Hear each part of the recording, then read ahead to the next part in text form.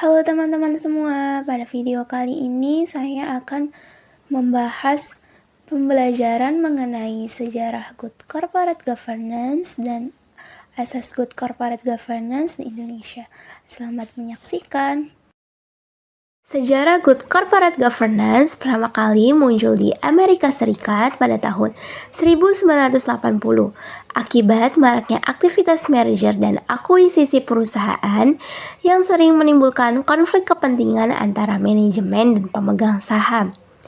Selain itu, terjadi berbagai krisis ekonomi dan gejolak keuangan yang luar biasa juga mendorong perlunya sistem pengelolaan perusahaan yang lebih baik. Akibat kondisi tersebut, maka terbentuklah konsep Good Corporate Governance. Di Indonesia, Good Corporate Governance mulai berkembang sejak terjadinya krisis ekonomi tahun 1997 sampai 1998.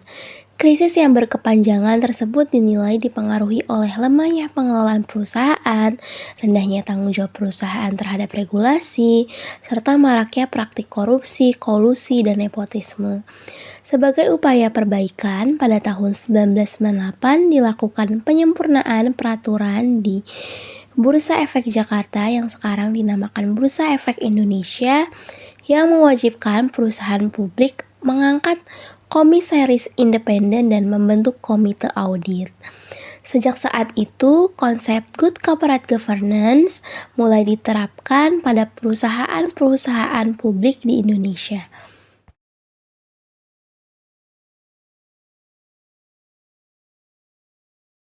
Perkembangan JCG di Indonesia didukung oleh 3 teori utama. Yang pertama itu ada agensi teori. Agensi teori menjelaskan hubungan antara pemegang saham sebagai pemilik perusahaan dengan dewan direksi sebagai yang menjalankan operasional perusahaan sehari-hari. Sedangkan dewan komisaris yang mengawasi kebijakan direksi agar pengelolaan perusahaan berjalan sesuai tujuan dan kepentingan pemegang saham. Yang kedua ada stakeholder theory. Stakeholder theory menekankan bahwa perusahaan tidak hanya bertanggung jawab kepada pemegang saham, tetapi juga kepada karyawan, pelanggan, kreditor, pemasok, pemerintah, masyarakat, dan lingkungan. Sehingga perusahaan harus memperhatikan kepentingan seluruh pemangku kepentingan secara adil. Ketiga, ada stewardship theory. Stewardship theory memandang bahwa manajemen memiliki komitmen untuk bekerja demi kepentingan perusahaan dan berupaya mencapai tujuan organisasi secara optimal. Perbedaan asas JCG dan prinsip JCG. Asas JCG sebagai fondasi atau nilai dasar yang menjadi pedoman perusahaan dalam menjalankan aktivitasnya. Sedangkan prinsip JCG bentuk operasionalisasi nilai-nilai dalam kebijakan perusahaan. Penerapan asas JCG dalam tata kelola perusahaan yang pertama ada transparansi.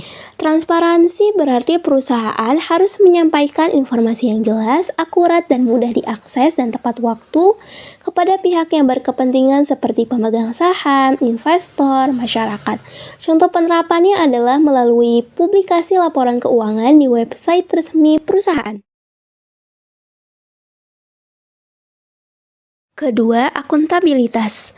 Akuntabilitas menekankan kejelasan fungsi, tugas, dan tanggung jawab setiap organ perusahaan agar pengelolaan berjalan efektif dan dapat dipertanggungjawabkan. Contoh penerapannya yaitu Dewan Direksi menyusun target kinerja tahunan dan bertanggung jawab atas pencapaiannya, dan Dewan Komisaris melakukan pengawasan terhadap kebijakan yang dijalankan direksi. Ketiga, responsibilitas. Responsibilitas berarti perusahaan harus menjalankan kegiatan usaha sesuai dengan peraturan yang berlaku dan prinsip etika bisnis. Perusahaan tidak hanya bertanggung jawab terhadap keuntungan perusahaan, tetapi juga terhadap lingkungan, karyawan, masyarakat. Contoh penerapannya perusahaan menjalankan program corporate social responsibility. Selanjutnya yang keempat ada asas kemandirian. Asas kemandirian berarti Perusahaan harus dikelola secara profesional tanpa adanya tekanan atau benturan dari pihak manapun. Contohnya dalam rekrutmen karyawan, keputusan yang diambil berdasarkan kompetensi, kualitas, dan kebutuhan perusahaan. Kemudian yang kelima ada asas kewajaran. Asas kewajaran berarti menekankan perlakuan yang adil dan setara kepada seluruh pihak yang berkepentingan seperti pemegang saham, mayoritas dan minoritas, karyawan, pelanggan.